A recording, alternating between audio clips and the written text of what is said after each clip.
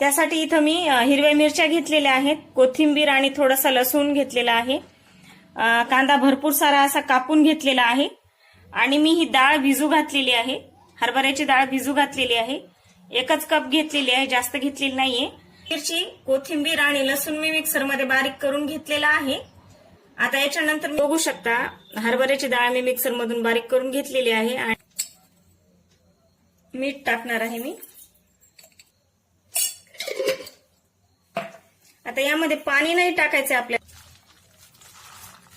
छान मिक्स करून घ्यायचे.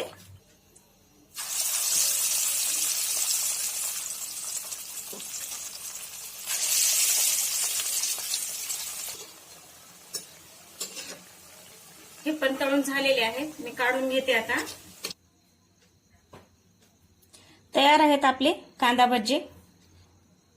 तुम्हाला जर